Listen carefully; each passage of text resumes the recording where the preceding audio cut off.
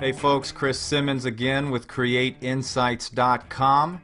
In this insight, we're going to talk about value-based video production services and how selling based on value can make you more money.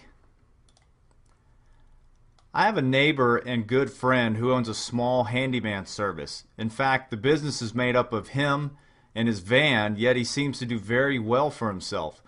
I hired him to fix up my new office space, and during that time he and I started talking about business. I asked how he was able to do so well providing basic handyman, painting, and landscaping services. His response was that he sells based on value, not based on time. I know what that means for my business as a videographer, but I was curious what he meant, so I encouraged him to continue. He said, "See, I know that other painters in the area will charge close to $500 to paint and fix up a room like this. I've done this type of work for more than 20 years, and I know I can finish a room this size in less than 4 hours. So I charge $350 plus materials, which puts me well under the competition. But I'm still making about $87.50 an hour for my efforts. In situations where I need to charge even less in order to secure the job, I can because I have very little overhead." He continued to say that he is much happier when he's busy all the time, and it keeps him focused on his plan instead of wasting time thinking about other entrepreneurial activities that take money out of his pocket instead of putting it in. I can relate. He and I both have 4 kids, and his will start college next year and will continue to enter college every 2 years after that. My daughter starts in 2 years, then I'll have a little break, but either way, I'm paying tuition for the next 20 years. That's a lot of videos, friends. For a videographer or any type of small business owner like my neighbor, being busy with projects all the time equals more happy customers. More happy customers equal more referrals. More referrals equal more business. The cycle continues as your business grows exponentially without you really having to try.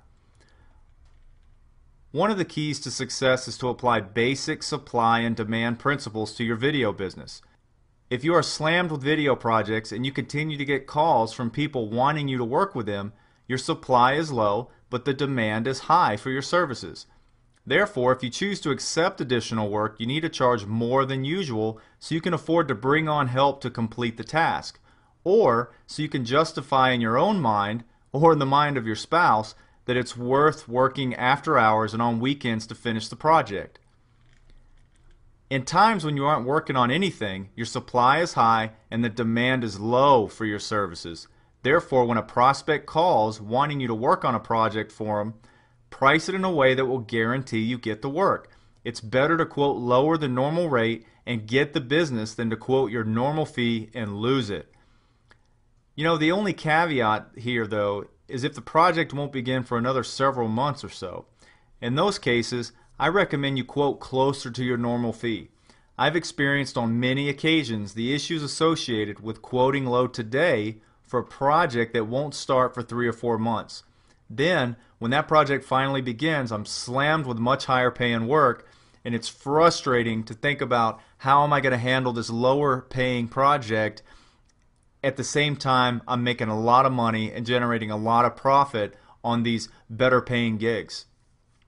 I can't tell you how many times I see videographers get contacted by dozens of prospects each month, yet can't figure out how to get the contract. If you're being approached by clients and you aren't winning the business, odds are good there's a problem either with your price or your marketing. Try reducing your price first to see if that solves the problem. If it doesn't, you're marketing to the wrong people, or you really need to improve your finished product. There are numerous ways you can adjust your production process to make it easier to deliver your product at a lesser price. Only you can judge what you're comfortable with here, but my experience is that work breeds work. So if the first couple projects are won because of a lower rate, then several much higher paying projects will come right behind it, so it all works out in the end with more happy customers, more referrals, and ultimately more business for your video production company. So I want to take a minute just to kind of debunk a myth. I mean, you hear all the time other videographers or just people in service industries as a whole say, you know, once you charge a particular price, you can't ever change it. So if you would normally charge $1,000 to go out and shoot for a day, don't offer the job for $750 or don't offer to shoot for $750, because then every time in the future that client's going to expect to pay $750. It's simply not true. It's based on supply and demand. You tell the customer, hey, I'll gladly do this for $750. We're not real busy right now. I'd love to have your business. And then maybe in the future, if we work together again, I might have to be closer to my normal rate of $1,000 a day. And usually what that means is that they work with you at the $750 at the reduced rate. They like you, they like your work, and then next time they're not going to have a problem paying the $1,000 for you to work for them. And worst case scenario, if they say, you know, we're just not going to pay $1,000, then it's really up to you to decide, you know what, I'd rather have $750 in my pocket than to not have any money at all. And really even more important than that, I'd rather have $750 in my pocket every time that client wants to hire a shooter than to give that $750 to one of my competitors.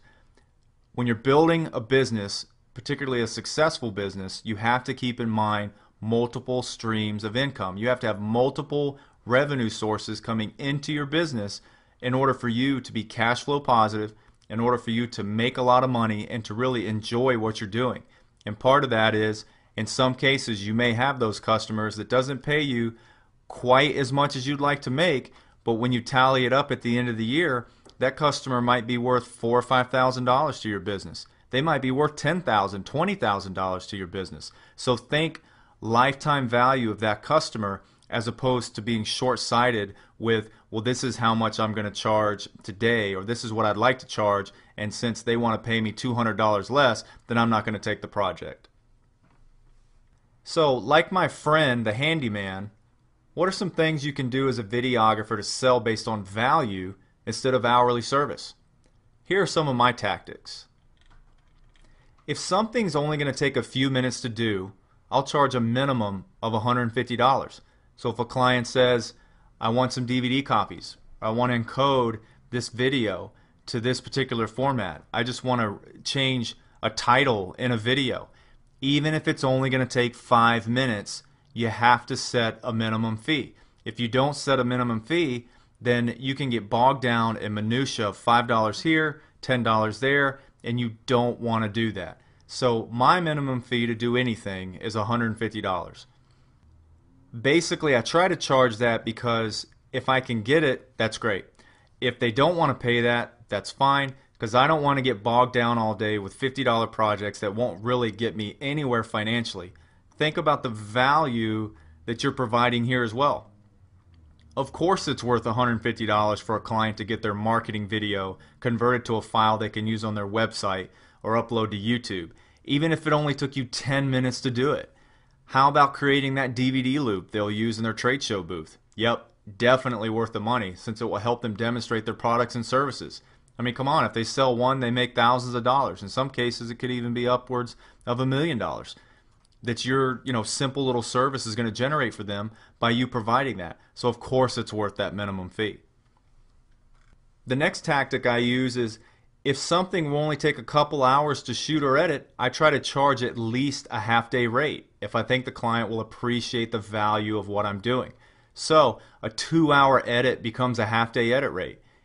It's easier to get it if you promise a lightning-fast turnaround and deliver on it. The other thing to consider is that a 2-hour edit is really never a 2-hour edit. There are often changes, delays in the client getting back to you, etc. So by charging more for the same service, you will actually get paid for all the time you invest in the project. Same goes for a shoot. In my experience, shoots almost always go longer than planned. And when you've only quoted for 2 hours, try getting your client to pay for 3 or 4. It's not always a pleasant experience. So in my opinion, charge that half day, charge that full day. If a client has an issue and they says, it's really only going to take 2 hours for you to show up and shoot this thing, my response to that is, well, Mr. Client, I understand that. However, we've got time to get the equipment ready. We've got travel time out there, set up, shooting. Then we've got to come back, and then we've got to put all the equipment back on the shelf. Plus, once I've dedicated that time slot to you, I can't sell it to any other client. I can't sell, if I'm working shooting for you from 8 to 10 in the morning, I can't sell from 10 to noon to another customer. So I have to charge that half day edit just to make sure that it covers all of our time that is spent on a particular shoot on your particular project. So the last tactic I recommend is to think about the video services you are very efficient with and spend more time marketing those services. If there's a certain type of web video you can knock out in a couple hours, odds are good you can get $500 to $800 for it. I routinely charge and get $650 for a web video package that only takes 3 hours to produce. And when I'm not busy with larger projects, all I have to do to get work flowing again is pick up the phone or start blasting my email list with an offer to produce these videos. Then, once I start knocking those videos out, it's amazing how the calls start coming in for work with much higher price tags. It's crazy sometimes how well this strategy works. The whole point is, like I said before, work breeds work. So do what you have to do to get jobs in the door, to stay busy with that whole supply and demand. Once you get busy, it's amazing how those bigger projects are going to start coming in. Work breeds work. I can't say that enough. The other thing is, when you are bringing those projects in, really try hard to set those minimum fees to try to get that half-day rate or that full-day rate so that you can be covered for all the time you spend in every aspect of the project.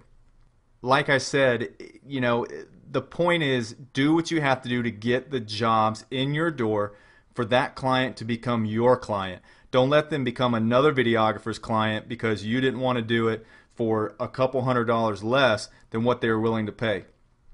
So just so there's no confusion, if I have the opportunity to tell the client, Mr. Client, this is what I charge for this kind of service, and it might be a half hour worth of work that I'm going to charge $150 for, if they agree to that, then I'm going to take that and it's going to be a good profit for my business. If they say, well, Chris, we're only comfortable paying $100 for that service, then I'm probably going to say, you know what? I'll gladly do that. We normally charge $150, but I'd really like to have your business, so I would certainly appreciate it at the $100 level. And then hopefully in the future we can find other ways to work together. So what I've done is I've brought in a client who potentially can be a long-term revenue source for my business, and I've kept it from going to one of my competitors.